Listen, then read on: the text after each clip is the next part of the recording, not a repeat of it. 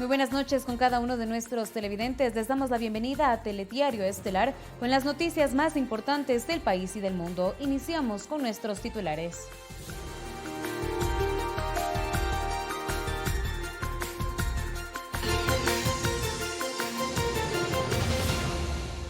Las medidas restrictivas y de cuarentena empiezan a reflejar resultados. La curva crece más lento, según la ministra de Gobierno María Paula Romo. Varios hospitales de Cuenca se encuentran abastecidos de insumos médicos para enfrentar la emergencia sanitaria. Autoridades del Gobierno Nacional recurrieron este martes distintas casas de salud. En el Hospital Teodoro Maldonado Carbo de la ciudad de Guayaquil inició el procesamiento de muestras de COVID-19. Instituciones educativas particulares del régimen Costa buscan alternativas para cumplir con la matriculación de alumnos y analizan el costo de pensiones. En lo internacional, las potencias industriales del Grupo de los Siete apoyan la suspensión temporal del servicio de la deuda de las naciones más pobres del mundo.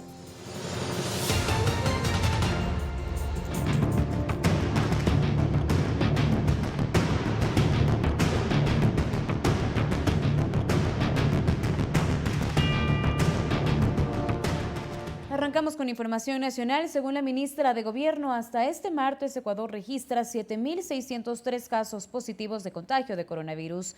María Paula Romo resaltó que tras cumplir 28 días de aislamiento, se evidencia un descenso de llamadas de emergencia a la línea 171, lo que refleja que la medida de aislamiento y mantenerse en casa comienza a dar resultados. Con corte hasta las 11 de la mañana de este martes, los casos de COVID-19 se plasman en este balance anunciado por la ministra de Gobierno María Paula Romo. De las 25.347 muestras a nivel nacional, 7.603 casos han dado positivo, 7.495 son casos descartados. Del total de 7.603 positivos, 6.212 personas se encuentran realizando aislamiento domiciliario. 197 personas se encuentran hospitalizadas, pero en situación estable. 129 ciudadanos se encuentran hospitalizados en una condición crítica con pronóstico reservado. Han fallecido 369 personas de este total de 7.600 que dieron positivo y han recibido el alta hospitalaria 696. La secretaria de Estado informó que después de 2 periodos de aislamiento, es decir, 28 días, ya comienzan a evidenciarse los resultados del aislamiento. Existe evidencia de que hay menos llamadas de emergencia y a la línea 171. El aislamiento funciona. Un mes de aislamiento empieza a mostrarnos ya sus resultados en la mitigación del contagio, en una curva que crece de una manera cada vez más lenta. Acotó que la máquina de procesamiento de pruebas rápidas instalada en el INSPI en Guayaquil permitirá tener un panorama más claro en los próximos días. Si bien es cierto, tenemos todavía estas 10.000 pruebas represadas, también es cierto que los números en estos otros indicadores a los que me he referido están bajando. Respecto al sistema de semaforización, la ministra Romo puntualizó que el cambio de color no debe responder a decisiones arbitrarias de cada autoridad provincial o cantonal. La decisión la adoptará el COE nacional sobre parámetros establecidos por el Ministerio de Salud.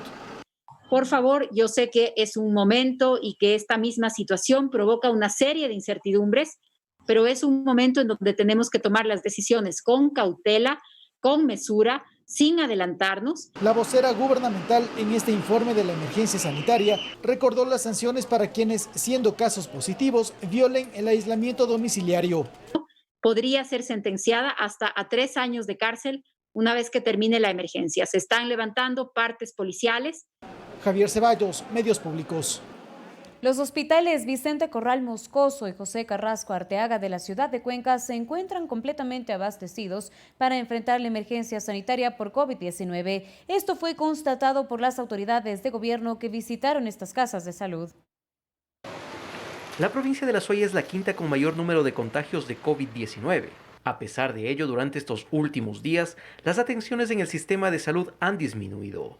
Esto debido al cumplimiento ciudadano a las disposiciones para evitar la propagación del virus. Esto no quiere decir que debemos bajar la guardia. Yo creo que es importante continuar con este trabajo y obviamente poder tener a poco tiempo ya una reducción importante de casos. Las decisiones tomadas de forma oportuna en cuanto al aislamiento, distanciamiento social, toque de queda han permitido que Cuenca, que la SUAY sea de las provincias que han luchado con éxito contra el COVID y que están ganando la batalla. A pesar de esto, el gobierno nacional no quiere dejar ningún cabo suelto y por ello verificó in situ cómo están operando los hospitales de la capital azuaya. Tanto el Vicente Corral Moscoso del Ministerio de Salud como el José Carrasco Arteaga del IES cuentan con el número de camas necesarias para enfrentar la emergencia y, de llegar a ser necesario, ampliar esta capacidad. Hay camas suficientes tanto en UCI como en hospitalización en ambos hospitales. Hay capacidad de crecimiento que creemos no será necesario si seguimos comportándonos adecuadamente los ciudadanos. Esto incluye los insumos médicos y equipos de protección para los servidores de la salud que están en la primera línea de batalla. Nuestra primera misión es proteger a quienes nos protegen y por eso tenemos una especial atención de mirar esas bodegas para tener la certeza de que lo que nos dicen se está cumpliendo. Estos recorridos a los hospitales son continuos, lo cual permite tomar las decisiones necesarias al momento de enfrentar a esta pandemia. Alex Llanos, Medios Públicos. Se cumple un mes desde que el gobierno de Ecuador adoptó varias medidas restrictivas para frenar el avance del COVID-19. En medio de las dificultades y los momentos de drama social que esta crisis ha significado, las autoridades han mantenido su trabajo y presencia en territorio para garantizar que las decisiones se cumplan de la mejor forma. El coronavirus es una enfermedad que sorprendió y cambió el mundo para siempre. Su propagación solo ha sido contenida con el distanciamiento social y una cuarentena que limita la libre movilidad de las personas. Ecuador lleva un mes bajo estas condiciones, algo que las autoridades reconocen son difíciles, pero sin duda necesarias, y en sus casos particulares, así como en el de médicos, enfermeras, policías y militares, definitivamente envidiables. Mi hijo, sobre todo, mi hijo José Manuel, que tiene 10 años, a rato sí echa en falta a su papá, echa en falta que su papá juegue fútbol con él, que le acompañe, que haga lo que otros papás están haciendo hoy día. Su presencia en los lugares con mayor carga viral es a diario. Allí verifican junto al personal que está en primera línea cómo avanza la emergencia sanitaria, ven el impacto de las medidas y definen las decisiones futuras. Un trabajo sin horarios, donde precisamente el cansancio y el distanciamiento de su familia quedan casi siempre de lado, más bien toman fuerzas para dar un gracias y un aplauso a quienes nos están salvando la vida. Están haciéndolo muy bien, Dios les pague, muchas gracias. Esta exposición directa se lo hace sabiendo que no son inmunes. Funcionarios como el secretario general de Comunicación, Gabriel Arroba, terminaron contagiados, una situación que le cambió su perspectiva de vida. Ayer logré conseguir helado en mi casa. Imagínense la felicidad de mis hijos por un helado.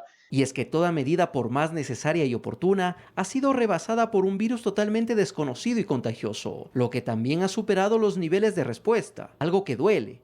Saber que muchos de nuestros familiares, amigos o conocidos han fallecido. Con el repliegue de las campanas de la Iglesia Católica, se pide quedarse en casa, ver por los suyos, sus familiares.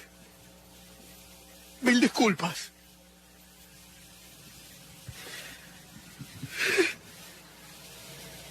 Igual el saber que tu labor dentro de esta emergencia es convertirte en el único familiar de una persona que no conociste, pero a la que sus allegados no podrán despedir. Pero es imposible, a veces he intentado durante 2 semanas mantener un nivel de dureza y nada, pues hay días y días, como te digo. Si todas las personas simplemente sintieran un minuto el dolor ajeno, entenderían lo que nos toca vivir y dejarían de hacer simplemente politizar. Sin embargo, que se debe salir adelante, seguir luchando por todo un país que no se dejará vencer. Alex Llanos, Medios Públicos. Y arrancaron las brigadas médicas puerta a puerta para realizar las pruebas de COVID-19. Como parte del plan solidario Guayas Vive, el gobernador de la provincia, Pedro Pablo Duarte, visitará los sectores más vulnerables en Guayaquil y otros cantones. La casa de don Cristóbal Rufino, un jubilado como asistente de enfermería, fue una de las primeras en ser visitadas por la Brigada de Salud Médica, que llegó hasta la parroquia Febres Cordero para hacer 200 pruebas de COVID-19, gratuitas y puerta a puerta. Gracias Diosito, gracias Dios. Yo y mi señora, yo tengo 78 años y mi señora 76. Pasamos los dos aquí. Y pido a Papito Dios que ya termine. Va a seguir pasando vehículos para fumigar las calles, también con brigadas de fumigación unipersonal que van a entrar, van a ingresar a los domicilios de cada una de las personas. Adicionalmente, gracias al apoyo de la Policía Nacional, también se van a poder entregar kits de alimentos y gracias al apoyo del Ministerio de Salud Pública se van a realizar cientos de pruebas diarias, todos los días, para ir evaluando cómo se va desarrollando los diferentes puntos de infección que hay en la ciudad de Guayaquil. Dentro del plan de emergencia, con 200 policías, médicos y voluntarios, el gobernador de la provincia del Guayas, Pedro Pablo Duarte, también entregaron víveres y realizaron tareas de sanitización dentro de los hogares visitados. Lo necesario, leche, aceite, atún, proteínas, fideos, pasta, etcétera, también dulces, es decir, bastante bien distribuido para que puedan tener lo suficiente para una semana de alimentos. 1000 kits de alimentos que se van a entregar cada día en diferentes sectores, lo hemos hecho ya desde el día 1, lo empezamos haciendo en sectores como Monte Sinaí, ahora estamos en el sur de la ciudad de Guayaquil. Bueno, vamos a intentar mapear lo más que podamos, el criterio es por segmento, viendo cuál es el punto de infección más alto, es decir, donde han habido mayor casos de contagio. Los beneficiarios recibieron kits alimenticios donados por la empresa privada dentro del Plan Solidario Guayas Vive. A estas acciones se suma la implementación de 3 albergues para personas en situación de calle, la instalación de 55 túneles de desinfección en hospitales, centros de salud y mercados, y fumigaciones en la provincia del Guayas. Es una ayuda que posee alimentos diversos con la finalidad de que puedan estar una semana en casa y así seguirá atendiendo cada semana en los diferentes sectores que ha programado la Gobernación del Guayas. Mariuxi Buenaño, Medios Públicos. El laboratorio del Hospital Teodoro Maldonado Carbo del IES en Guayaquil inició el procesamiento de muestras de COVID-19 para diagnóstico de los afiliados sintomáticos respiratorios. El Hospital Teodoro Maldonado Carbo del IES en Guayaquil fue acreditado para la detección y procesamiento de muestras COVID-19. El área de genética y biología molecular será la encargada de procesar 200 muestras diarias a fin de garantizar el manejo oportuno de pacientes con sintomatología sospechosa. Los galenos señalaron cómo se toman las muestras. Tomamos el hisopo, es un hisopo estéril, el cual lo introducimos por la fosa nasal. Procedemos a realizar con otro hisopo un hisopado bucofaríngeo. Rompemos el hisopo en la parte respectiva y colocamos el hisopo dentro del recipiente. Los resultados se obtendrán en un máximo de 48 horas para que el personal de salud tome la acción adecuada y doten de un tratamiento eficaz para que permita minimizar los efectos del coronavirus en el organismo del paciente. Es tipificado para qué paciente es, qué tipo de muestra es, etc. Se lo deja, se lo deposita y posteriormente, una vez depositado, se lo guarda en refrigeración para ser posteriormente entregado al área respectiva. Hasta el momento, el Teodoro Maldonado Carbo cuenta con 2.000 pruebas PCR y kits de transporte que arrojan resultados con un 99% de confiabilidad. Mientras el Ministerio de Salud y la Gobernación del Guayas recorren con brigadas diferentes sectores vulnerables para la toma de pruebas rápidas. Luis Alfredo Zúñiga, Medios Públicos. Preste atención para evitar traslados innecesarios. Los familiares de los fallecidos podrán solicitar la inscripción de la defunción en línea. La Fuerza de Tarea para Levantamiento de Cuerpos ha recogido más de 1.900 muertos en 2 semanas.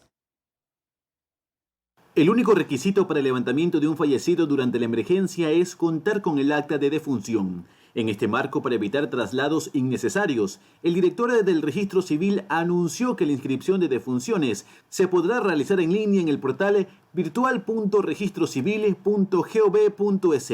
El documento llegará al correo electrónico del solicitante. Mientras, la Fuerza de Tarea para el Levantamiento de Cuerpos señala que han sido 2 semanas de operaciones complejas, pero se ha estabilizado. Nosotros a la primera semana pudimos estabilizar la situación en las viviendas.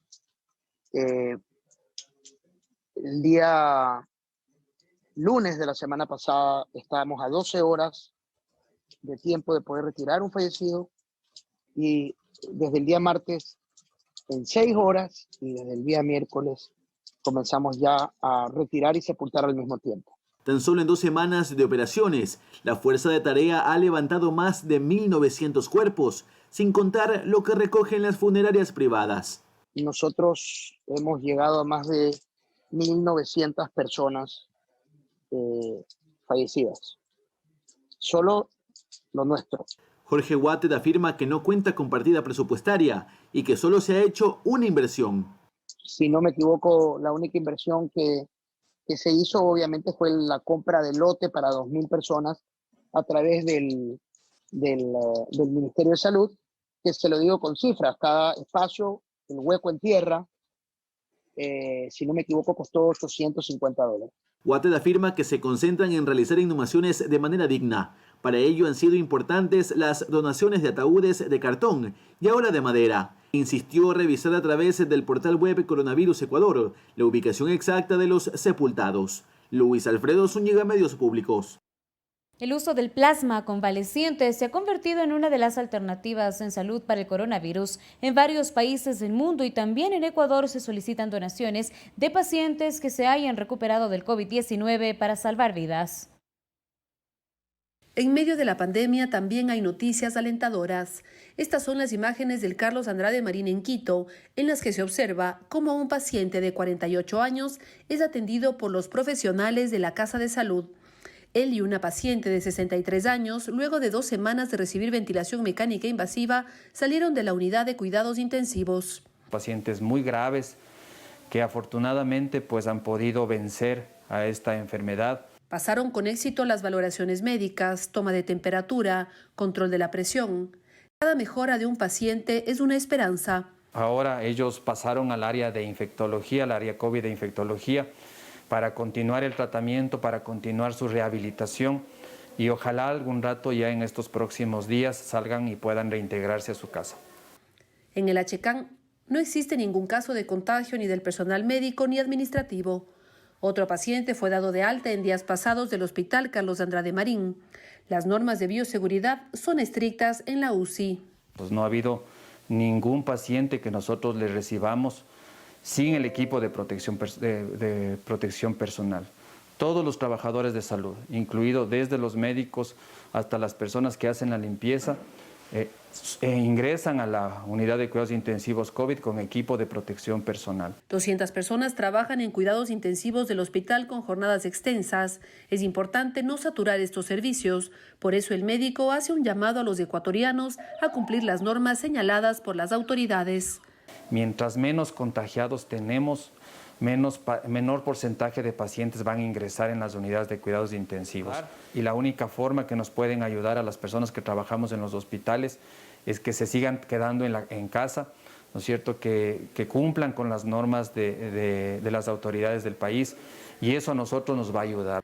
Verónica Rivadeneira, Medios Públicos.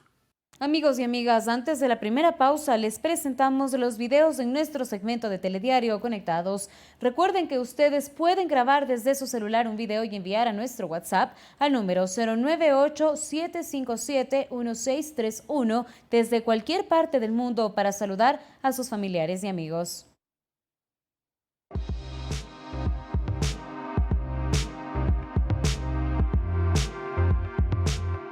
Soy Giselita Guerrero. Yo soy Leito Guerrero Cruz.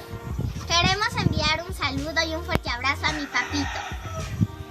Él es mi Rita y está en Guayaquil, cuidado de todo. Quédate en casa, cuida de tu familia y ayúdame para volver a ver a mi papito muy pronto. Quédate en casa y confía en Dios. Saludo a todos. Juntos saldremos adelante. Que Dios le bendiga. Quédate en casa. Chao. Hola, soy Juan Francisco y quiero pedirte algo. Por mí, por ti, por todos. Quédate en casa. Buenos días, mi nombre es Emily Guadalupe Colcha, tengo 9 años, estudio en la unidad educativa San Gabriel de la Troncal. Esta canción está dedicada a todos los médicos y enfermeras de todo el Ecuador. Un saludo también para Italia, especialmente para el profesor Diego y la profesora Ana María.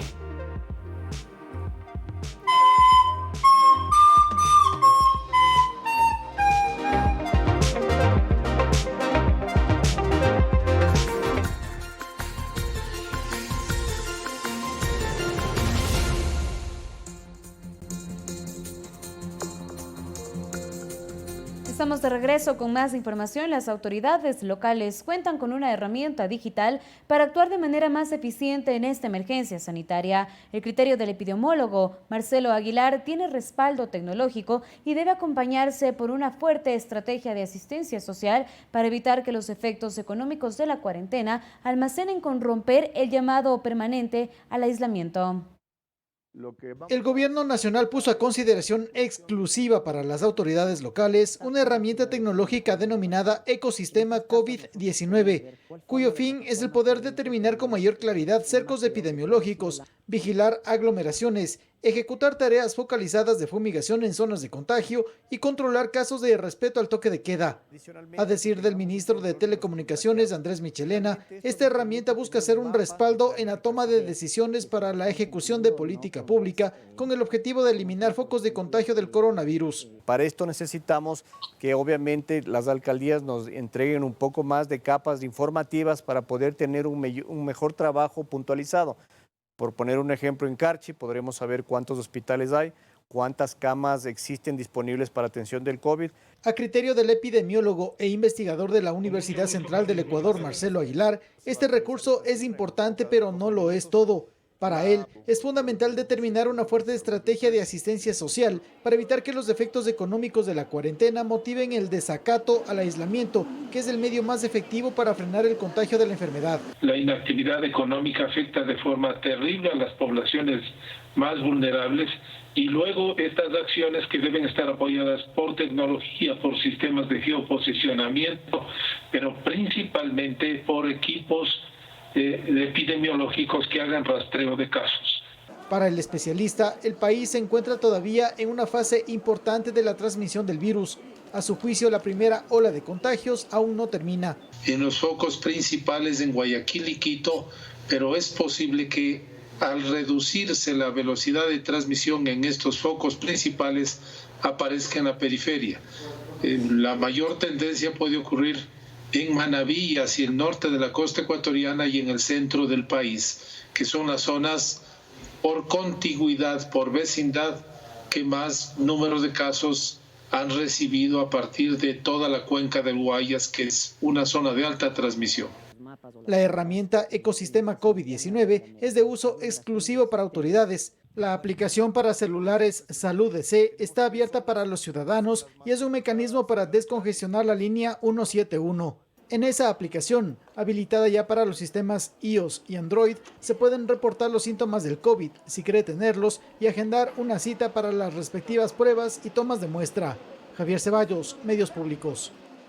Un vuelo humanitario de la Fuerza Aérea Argentina cubrió la ruta Buenos Aires-Lima-Guayaquil. Llegó al país con 79 ciudadanos ecuatorianos y para evitar la pérdida de bienes de las maletas de los usuarios, esta vez se contó con la presencia de miembros de la policía, quienes resguardaron en el equipaje.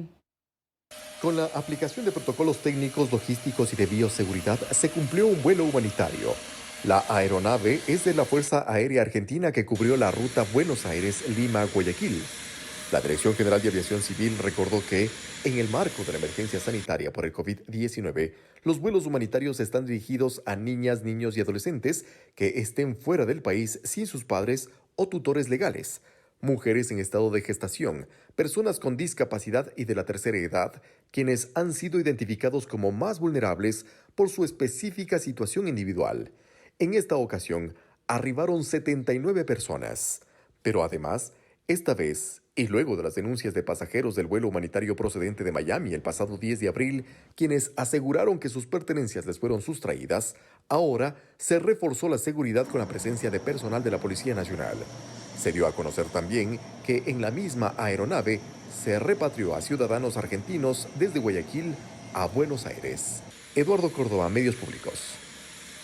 La Gobernación del Guayas, en conjunto con la empresa privada, inició el plan de oxigenoterapia Guayas Vive para brindar este servicio a los pacientes positivos de COVID-19. Este martes se arrancó con la recepción de 300 tanques que se reconvertirán para usarlos con el oxígeno gas medicinal y con esta gestión distribuirlos en los centros de salud de toda la provincia. Se han entregado ya tanques de oxígeno a 13 nosocomios. La segunda fase de este plan contempla la apertura del albergue ubicado en el Coliseo Abel Jiménez Parra del Parque Samanes como un centro integral de oxigenoterapia para pacientes positivos de COVID-19 que se atiendan de manera ambulatoria. En estas acciones se suma la disposición del gobernador de reabrir 2 plantas de oxígeno que permanecían cerradas para la venta libre de este gas medicinal.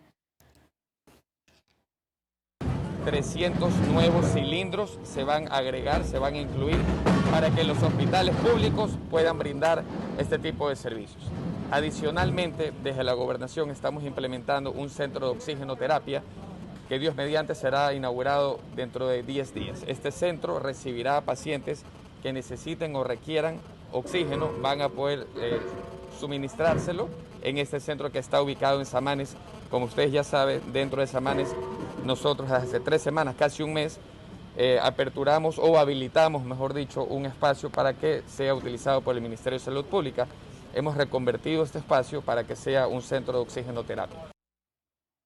En Imbabura se confeccionan 15.000 mascarillas gracias a una alianza entre varias asociaciones de la economía popular y solidaria de la provincia, empresas privadas de Quito e instituciones públicas. La tela fue donada por empresas quiteñas. La elaboración está a cargo de los integrantes de varias asociaciones. Las mascarillas se entregarán al personal médico de hospitales y centros de salud, así como a miembros de Fuerzas Armadas y Policía Nacional que prestan su contingente en territorio imbabureño. Además, varias gobernaciones del país donan kits de alimentos y artículos de uso esencial a la población más vulnerable para enfrentar el virus.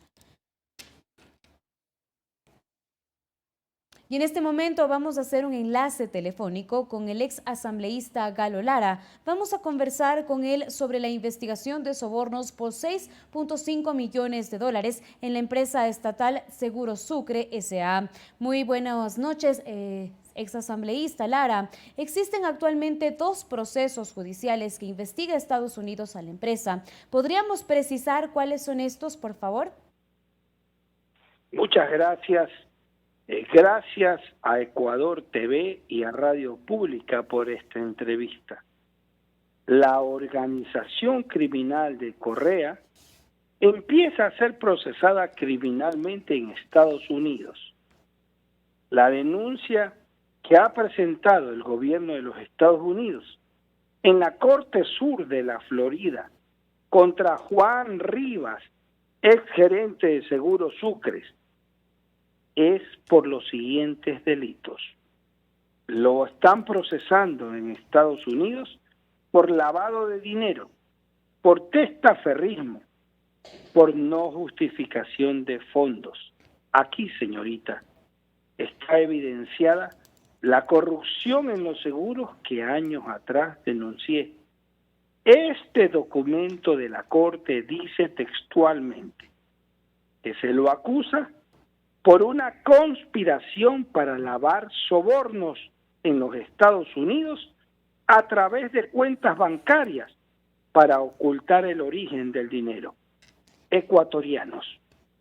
Juan Rivas estuvo 5 años de gerente de Seguro Sucre y asesor de seguros de la presidencia de Rafael Correa.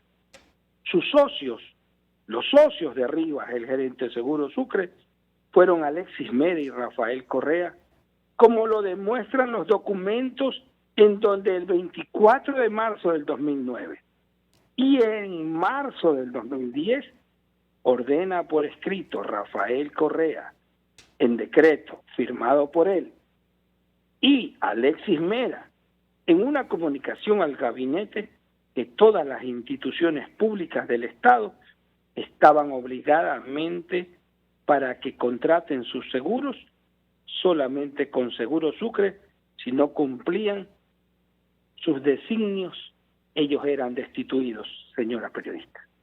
Según la declaración judicial de un agente estadounidense a cargo de la pesquisa, las coimas supuestamente se pagaron entre los años 2014 y 2016 y, como lo mencioné, pues superan los 6.5 millones de dólares. ¿Usted conoce, señor Lara, cómo fue distribuido este dinero y quiénes nomás estarían vinculados en recibir estos rubros?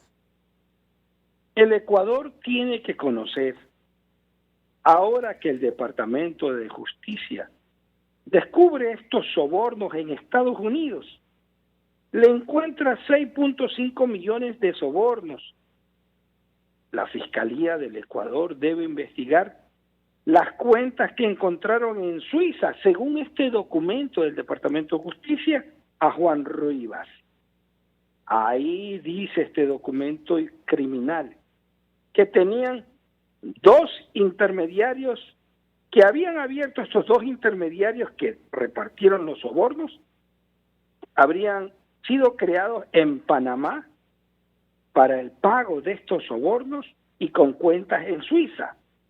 El otro intermediario de su pregunta fue creado en Islas Caimán con cuentas en Estados Unidos.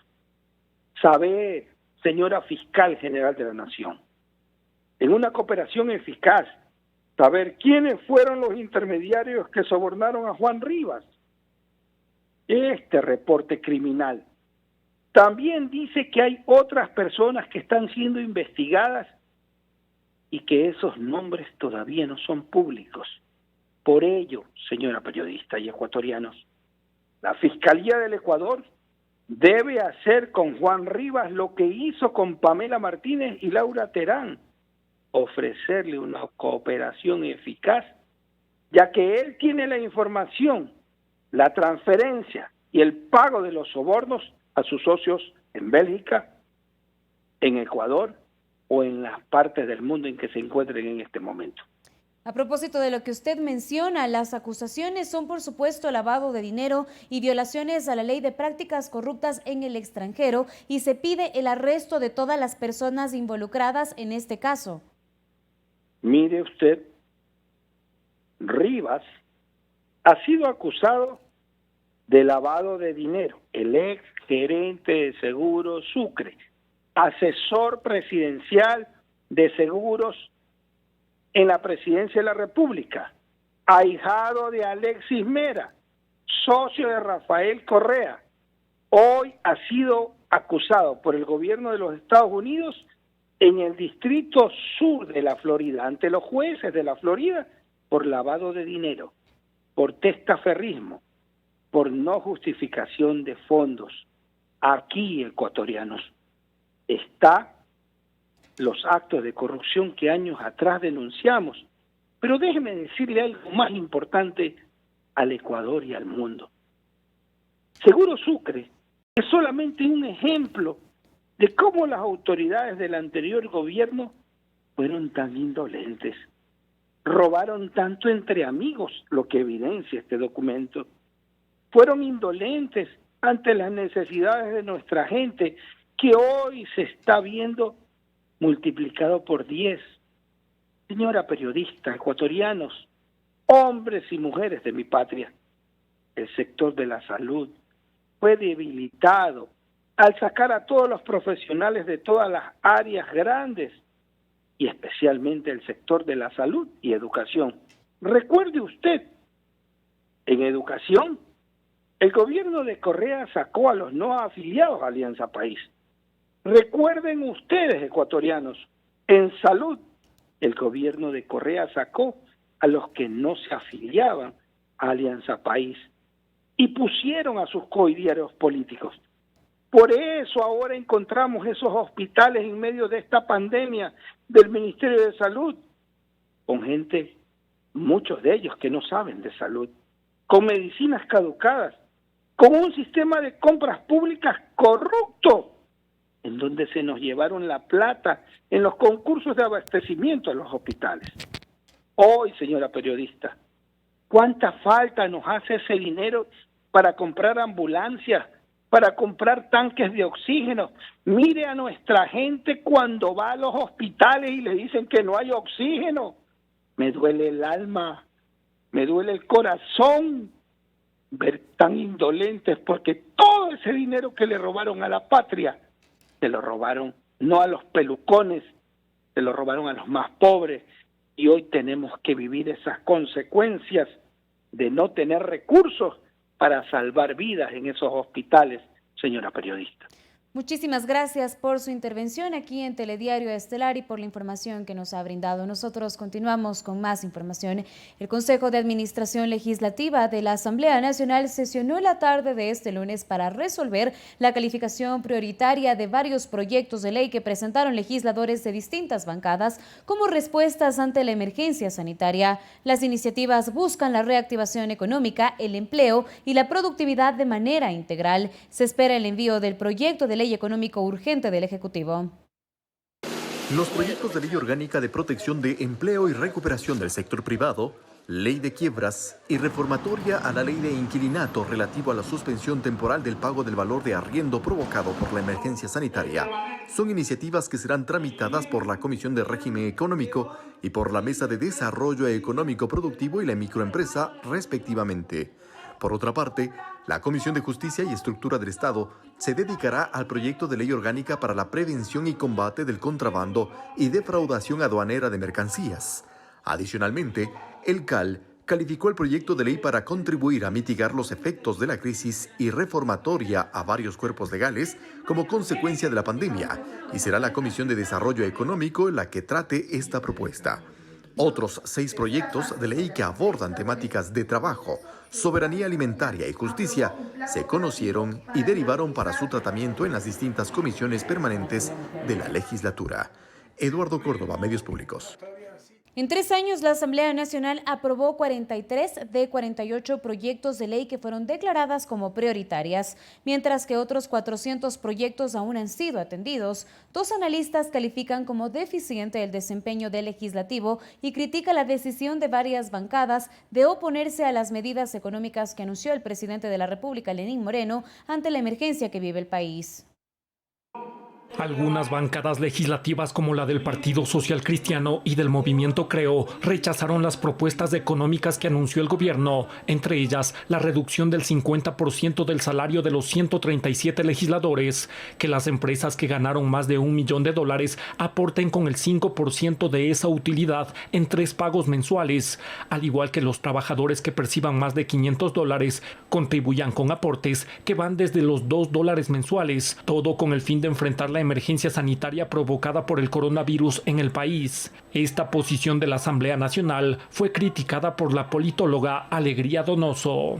Una respuesta absolutamente antipatriota, antinacional. Entre la paralización de algunas mesas legislativas, en 3 años, la Asamblea Nacional aprobó 43 leyes de 48 que fueron declaradas como prioritarias, mientras que otros 400 proyectos, entre ellos algunos que tienen como objetivo combatir la corrupción en el sector público, aún no han sido atendidos. Esta es una razón suficiente para la politóloga Alegría Donoso para que exista una revisión permanente de los salarios de los 137 legisladores. Ha sido un desempeño pobrísimo, desde lo conceptual, desde lo formativo hasta lo operativo.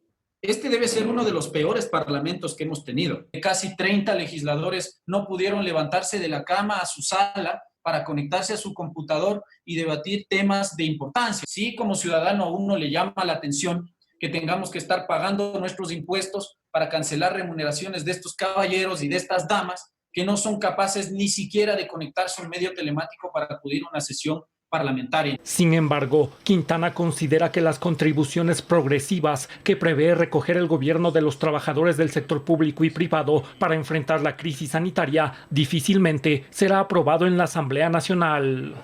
Esa remuneración se transforma en un derecho adquirido.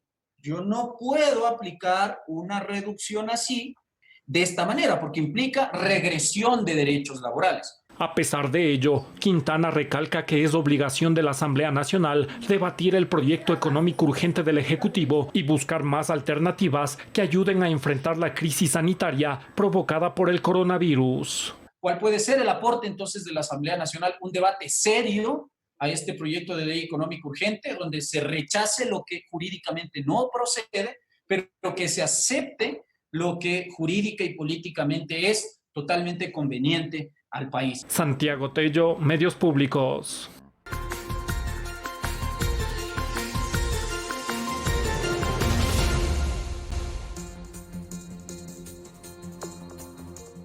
Desde mayo, el Ministerio de Educación ampliará una hora más los programas educativos en televisión y radio. Además, el portal digital para el inicio de clases en el ciclo Costa está listo. Así lo dio a conocer Andrés Bedón, director nacional de tecnologías para la educación del Ministerio del Ramo.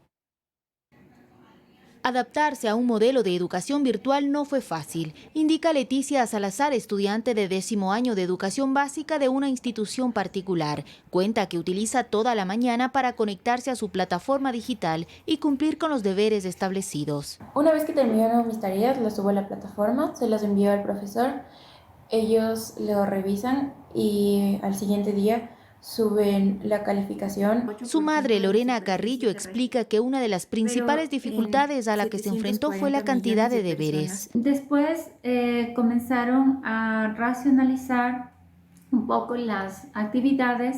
Ya no mandaban grandes volúmenes de trabajos. Esta madre de familia asegura que ante la emergencia sanitaria que se vive en el país, afortunadamente en la institución educativa hay comprensión en la espera de pago de pensiones. Ventajosamente han tenido esa paciencia con los padres que estamos en estas circunstancias. A criterio de Héctor Guatapi, vicerrector de un colegio particular, es un nuevo reto para la educación el finalizar el año lectivo de manera virtual. La ministra Krimer ha mencionado que el próximo año lectivo, Dios mediante, iniciaremos con refuerzo, con nivelación, con retroalimentación de aquellos aprendizajes que necesitan ser abordados, consolidados, para continuar con el currículo del próximo año lectivo. Natalie Camino es profesora de 3º de básica de la Unidad Educativa Fiscal Alfredo Cisneros en Calderón. Manifestó que desde el sistema público se impulsó el Plan Educativo COVID-19, un portal que contiene diversos contenidos de aprendizaje, los que ella combina con un seguimiento personalizado a sus estudiantes. Ha sido el conectarnos a través de WhatsApp, a través de videollamadas o a través de las llamadas personales. A un mes de su implementación, el portal tiene 415.000 usuarios activos. Así lo detalla Andrés Bedón, director nacional de tecnologías para la educación. Más o menos 3.900.000 visitas, estamos cerca de los 4 millones de visitas y actualmente se registran 1.900.000 descargas de los contenidos que nosotros hemos colgado. Señala que ante la brecha tecnológica que hay en el país, se reforzó la teleeducación a través de radio y televisión. A partir del mes de mayo, la idea es incrementar 1 hora más a esta difusión. Finalmente, señaló que está todo listo para el inicio de clases virtuales en el régimen Costa este 4 de mayo. Están montados los servidores necesarios y la infraestructura técnica necesaria para que el portal no sufra caídas. A nivel nacional existen alrededor de 4.3 millones de estudiantes que se adaptan a nuevas estrategias. Olga Velasco, Medios Públicos. En el régimen Costa, instituciones educativas particulares buscan alternativas para realizar la matriculación del alumnado. Además, trabajan en consensos con los padres de familia en torno al valor de las pensiones. Con el inicio de clases el 4 de mayo en el régimen Costa, las unidades educativas han recurrido y reforzado sus plataformas digitales para trabajar con los docentes y ponerse en contacto con los padres de familia. Hemos venido ofreciendo plataformas virtuales, digitales, como un apoyo paralelo a las actividades que hasta el año lectivo pasado las realizábamos de manera presencial. A través de las herramientas digitales que tenemos, como Zoom, como Teamweaver, como Skype. Actualmente varias instituciones están realizando el proceso de matriculación. Han buscado las alternativas para hacerlo de manera no presencial, para que tanto padres de familia como estudiantes permanezcan en casa. Los padres están depositando a través de transferencias bancarias. En segundo, pues vía tarjetas de crédito. Y en tercer lugar, pues online con PayClub. hemos comunicado a los padres de familia los protocolos y los procedimientos a seguir de forma virtual para darle la facilidad al padre de familia. Sin embargo, debido a la situación económica afectada por el coronavirus, algunos padres han pedido flexibilidad en los pagos a las instituciones educativas. Por lo tanto, pues sería bueno que las instituciones educativas tomaran mucho en consideración este tipo de cosas para que las pensiones se livianen. La ministra de Educación, Montserrat Kramer, ha pedido que se generen diálogos entre padres de familia y colegios para llegar a consensos en que ninguna de las partes se vea afectada. Las instituciones aseguran que hacen su parte. Descuentos para los pagos por el año anticipado, descuentos por los primeros 3 meses, mayo, junio y julio, descuentos por hermanos y descuentos por resultados académicos. Tal vez cobrar pues de mayo a febrero o tal vez bajarle un porcentaje. Para poder darles opciones de descuentos tanto en el valor de la matrícula y muy probablemente en el valor de las pensiones. Luis Alfredo Zúñiga, Medios Públicos.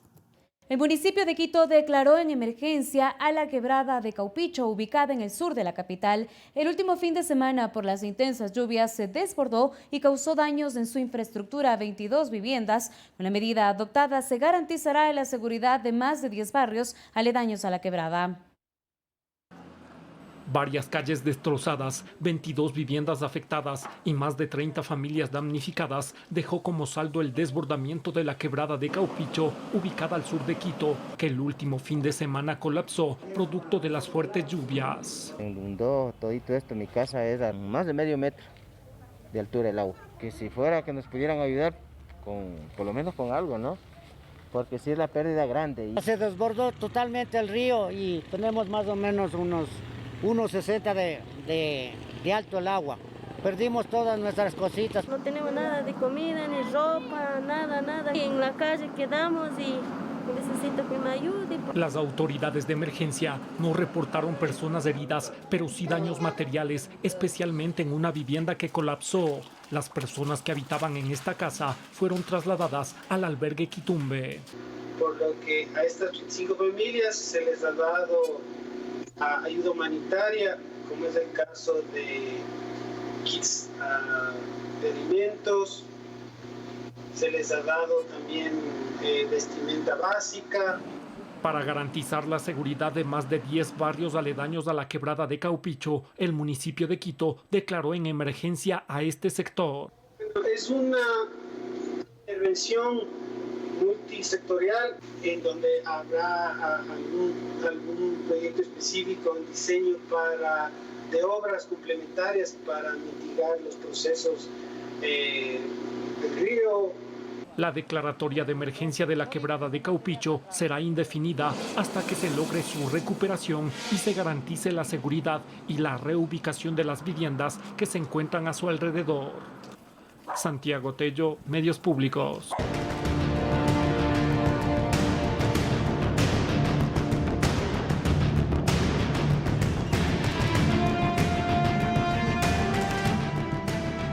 El Acuerdo Ministerial 81 ratifica que la utilización de las figuras de caso fortuito y fuerza mayor deben ser justificadas para despedir a empleados. En la Asamblea Nacional se trabaja en una interpretación al artículo 169, numeral 6, de manera que cubra a las personas desvinculadas.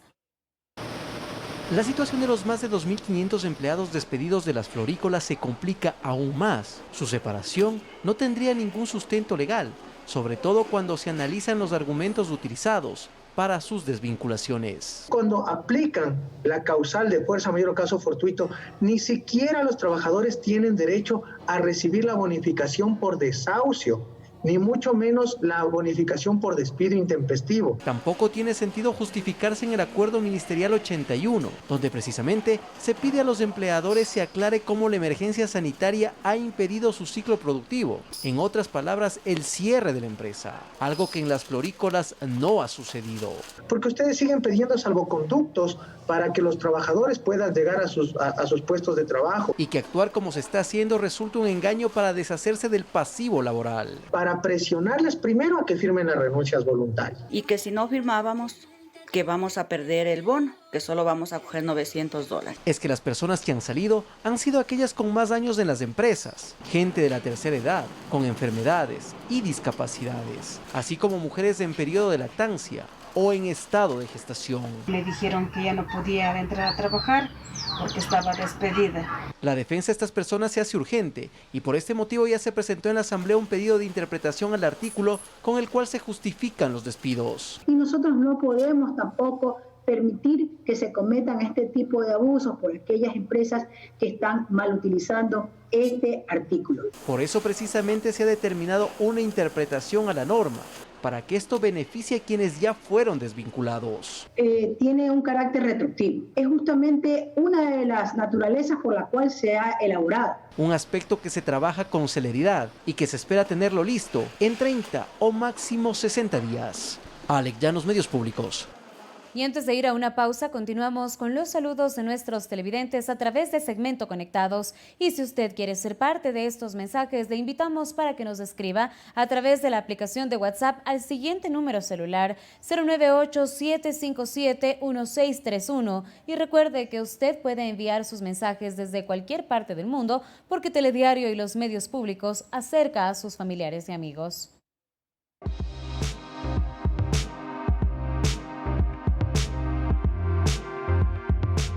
Para mi amiga hermana de toda la vida, allá en Long Island, por favor, para ti, para toda tu familia, te deseo lo mejor del universo y eso es Dios. Por favor, cuídense, protéjanse y ámense mucho. Te queremos acá. Quédense en casa. Mi nombre es Nicole Contreras, soy de la provincia de Guyana, más conocida como El Coca. Yo practico gimnasia. Si te quedas en casa, cuidarás de ti y de los demás.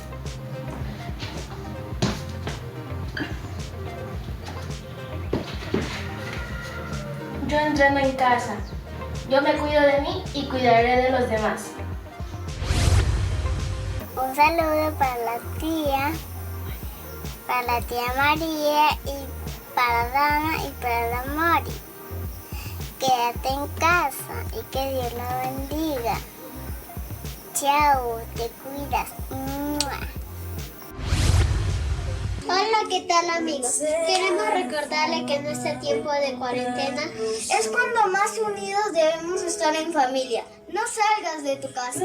Evite cualquier contacto que pueda afectarte a ti o a tu familia. Mantente siempre informado de lo que realmente pasa en nuestro país. Y recuerda siempre lavarte las manos por el bien de todos nuestros seres queridos. Por eso, quédate en casa.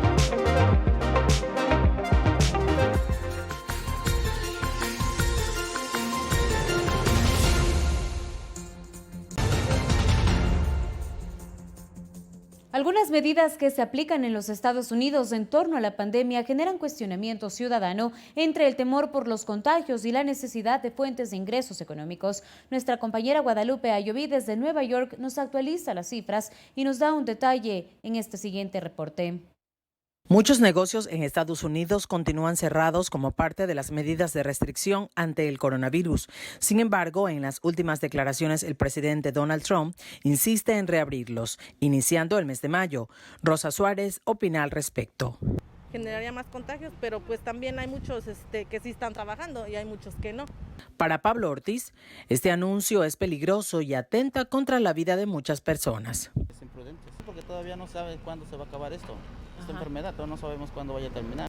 Para Sara Cortés, estos constantes cambios en las declaraciones de Donald Trump se relacionan con parte de su campaña política. Creo que se van a generar más casos. Yo creo que es injusto lo que está haciendo y yo espero que él está buscando oportunidad para que pase de nuevo. Como ya mismo vienen las elecciones, yo espero que si esto sigue como va, entonces van a tener que cerrar todas las tiendas de nuevo y la gente no van a poder votar. Y eso es lo que él quiere.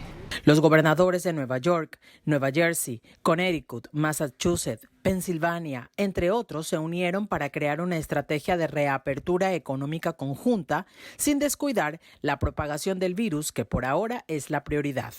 Asimismo, el director del Instituto Nacional de Alergias y Enfermedades Infecciosas, Anthony Fauci, indicó que cuando se cumpla el plazo establecido por Trump, es momento de reevaluar estas medidas. Guadalupe Ayoví, Medios Públicos. Las potencias industriales del Grupo de los 7 apoyan la suspensión temporal del servicio de la deuda de las naciones más pobres del mundo, esto siempre y cuando los gobiernos del G20 también estén de acuerdo. Para ayudar a las naciones más pobres del mundo a mitigar los efectos de la pandemia del coronavirus, los miembros del G7, entre los que se encuentran Alemania, Canadá, Francia, Estados Unidos, Italia, Japón y Reino Unido, anunciaron que están listos para suspender temporalmente los pagos del servicio de la deuda, siempre y cuando se unan todos los acreedores bilaterales oficiales en el G20. El objetivo de la iniciativa es proporcionar apoyo de liquidez para ayudar a los países a lidiar con los efectos sanitarios y económicos de la crisis. Así lo aseguraron en un comunicado emitido tras una conferencia virtual. Además, el Fondo Monetario Internacional y el Banco Mundial ya habían pedido a los acreedores oficiales que brinden alivio a los 76 países más pobres del mundo, y el FMI aprobó el lunes una suspensión de 6 meses en los pagos de la deuda de 25 naciones, la mayoría de África. El G7 también reiteró su promesa de hacer lo que sea necesario para restaurar el crecimiento económico y proteger los empleos, las empresas y la capacidad de recuperación del sistema financiero. Coralía Pérez, Medios Públicos. El número de infectados por coronavirus a escala mundial bordea los 2 millones. Varios países de América y Europa decidieron extender la cuarentena para mantener en descenso las cifras de contagios y muertes por el virus. Desde diciembre de 2019 hasta este 14 de abril de 2020, ya son más de 1.942.000 las personas infectadas por coronavirus en el mundo. Actualmente Estados Unidos es el país con mayor número de casos, más de 600.000 en todo el territorio, seguido por España, Italia, Francia y Alemania, que han decidido extender los periodos de cuarentena para evitar más contagios. También en India, el segundo país más poblado del mundo, la cuarentena que debía finalizar este martes se mantendrá hasta el 3 de mayo, mientras que España continuará con el confinamiento hasta el próximo 25 de abril. Aunque este país registra un descenso en el número de contagios y fallecidos, las cifras aún son preocupantes. Desgraciadamente seguimos teniendo fallecimientos, es verdad que con una tendencia descendente, lo cual obviamente nos da alguna esperanza, pero lo cierto es que siguen siendo cifras que deseablemente tenemos que reducir lo antes posible. Hemos tenido 567 nuevos fallecidos. Una situación similar la vive Rusia, donde los contagios por COVID-19 superan los 21.000, con el registro de 2.774 nuevos casos en un solo día. Mientras tanto, China, que la semana pasada levantó el confinamiento, enfrenta un repunte en los casos importados con coronavirus. El avance de la pandemia generó que Estados Unidos señale al gigante asiático como el responsable y que acuse a la Organización Mundial de la Salud de no manejar adecuadamente la emergencia sanitaria y de favorecer a China en el proceso. No obstante, grandes potencias como Rusia se muestran en contra de politizar la epidemia. Escuchamos los argumentos de que China tendrá que pagar a todos por la aparición de esta infección y de que alguien supuestamente no informó a alguien a tiempo. ¿Saben? Esto va más allá de todos los límites y está fuera de las normas de la decencia. Coralía Pérez, Medios Públicos. Y desde España, personal de la salud envía un mensaje de ánimo y fuerza a Ecuador. En el video se puede apreciar la bandera de nuestro país y carteles de esperanza para salir pronto de esta emergencia. Con este mensaje nosotros les agradecemos por su sintonía en Telediario Estelar. Permanezca en casa y que tenga una buena noche.